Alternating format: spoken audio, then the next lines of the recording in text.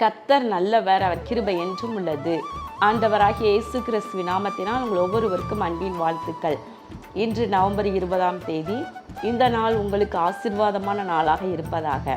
இன்றைக்கு நாம் தியானிக்கும் வசனம் மார்க்கு 12வது அதிகாரம் 10வது வசனம். வீடு கட்டுகிறவர்கள் ஆகாதென்று தள்ளின கல்லே மூளைக்கு தலைக்கல்லாயிற்று.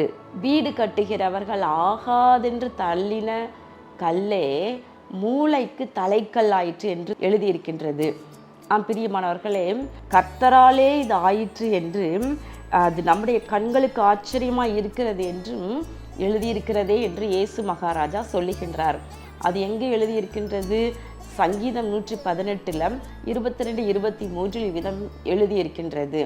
அப்போ பாருங்களேன், ஒரு வீடு கட்டுகிற அந்த பணிக்கு ஒரு கல்லை பார்க்குறாங்க. அந்த கல் இது நமக்கு ஆகாது, இது வேண்டாம், இது யூஸ்லெஸ் அப்படின்னு சொல்லிட்டு அந்த கல்லை என்ன பண்ணுறாங்க, இது ஆகாது என்று வேண்டாம்னு அதை தள்ளி போட்டுடுறாங்க.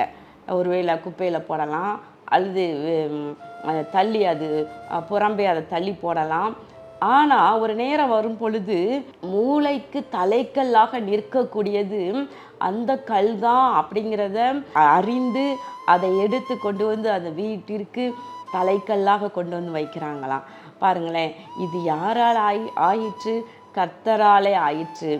பிரியமானவர்களை, இன்றைக்கும் கூட தேவ பிள்ளைகள், நீங்கள் ஆகாதென்று தள்ளப்பட்டவர்களாக உங்கள் குடும்பத்தினரால், சமுதாயத்தில் அல்லது உங்களுடைய திருச்சபையில் கூட உங்களை ஆகாதுன்னு தள்ளி வச்சிருக்கிறாங்களாம். ஆனால் கர்த்தர் என்ன செய்வாராம்? மூளைக்கு தலைக்கல்லாக்குவார்.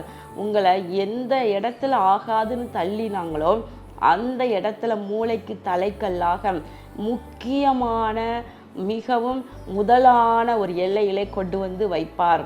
யோசேப்பை பார்க்குறோம் இல்லை, அந்த சகோதரர்கள் 12 பேர், அதில் பென்யமீன் தகப்பனிடத்தில் இருந்து விட்டார் சிறு பையன். இங்கே 10 பேர் ஆடுகளை மேய்த்து கொண்டிருக்கிறாங்க. யோசேப்பு வந்த உடனே அந்த 10 பேர் என்ன செய்தாங்க? இவன் ஆகாதவன் என்று சொல்லி குழியில் தூக்கி போட்டாங்க. அப்புறம் இஸ்மவேலரிடத்துல விற்று போட்டாங்கள் என்று பார்க்கிறான். என்ன சொல்லி விற்றாங்க? இவன் வேண்டாம், இவன் செத்தான் என்று சொல்லி, மரித்து போனான் என்று சொல்லி தகப்பனிடம் சொல்லிவிடுவோம் என்று சொல்லி அதில் ரூபன் மற்றும் யூதா 2 சகோதரர்கள் பரிதாபப்பட்டு இவனை கொல்லாமல் விற்று போட்டார்கள் என்று பார்க்கின்றோம். ஆனால் ஒரு நாள் வந்தது, இந்த ஆகாதுன்னு விற்று போட்ட, குழியில் போட்ட, தகப்பனிடம் மரித்து போனான் என்று சொல்லப்பட்ட இந்த யோசேப்பு தான் ஒரு நாள் அந்த குடும்பத்தையே ஆதரிக்கக்கூடிய, அந்த குடும்பத்திற்கு ஆகாரம் கொடுத்து ஆதரிக்கக்கூடிய தலைக்கல்லாக மாறினார். இது கர்த்தராலே ஆயிற்று. பிரியமானவர்களே, இது காண்கிறவர்களுடைய கண்களுக்கு ஆச்சரியமாயிற்று. எல்லார் கண்ணுக்கும் இது ஆச்சரியம். எப்படி நம்ம அன்னைக்கு குழியில் போட்ட யோசேப்பா, அன்னைக்கு விற்று போட்ட யோசேப்பா இன்றைக்கு நமக்கும் நம்ம குடும்பத்துக்கும் ஆகாரம் கொடுக்குறான், நம்மளை போஷிக்கின்றான், நமக்கு இருப்பிடம் கொடுத்து ஆதரிக்கின்றான் என்று சொல்லி அவங்கெல்லாம் ஆச்சரியமாக பார்த்தாங்க. பிரியமானவர்களே, அதே போல் இயேசு மகாராஜாவை பார்க்குறோம்.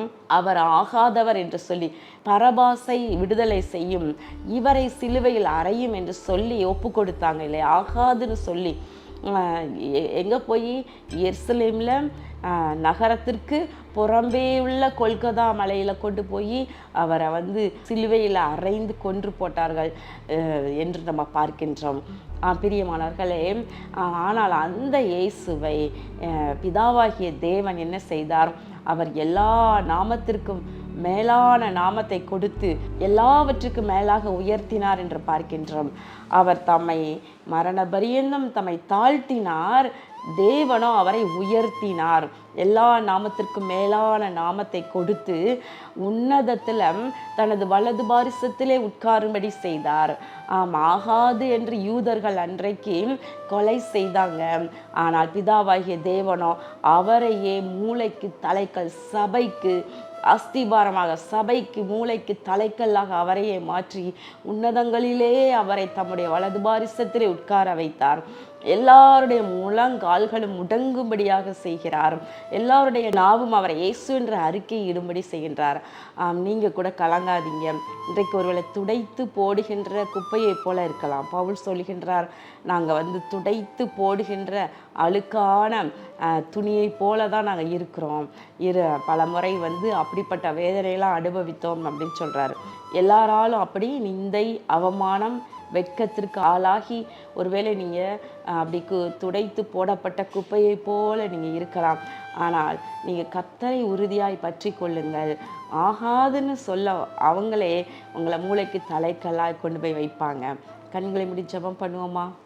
எங்கள் அன்பின் பரலோக பிதாவே, இதோ இந்த நாளிலே நாங்கள் தியானித்த வசனத்தின்படி ஆண்டவரை, உடைய பிள்ளைகள் யாரெல்லாம் இப்படிப்பட்ட ஒரு நிலையில் இருந்து ஆண்டவரை வேதனையோடு இருக்கிறார்களோ அவர்களை நீர் ஆசீர்வதிப்பீராக.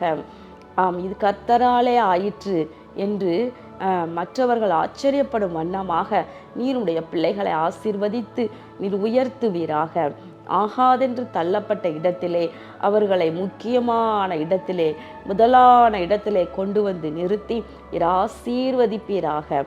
இயேசு கிறிஸ்துவின் நாமத்தினாலே வேண்டிக் கொள்ளுகிறேன் நல்ல பிதாவே, ஆமென். கர்த்தர் உங்களை அப்படியே ஆசீர்வதித்து உயர்த்துவாராக. கர்த்தர் உங்களை ஆசீர்வதிப்பாராக. ஆமென்.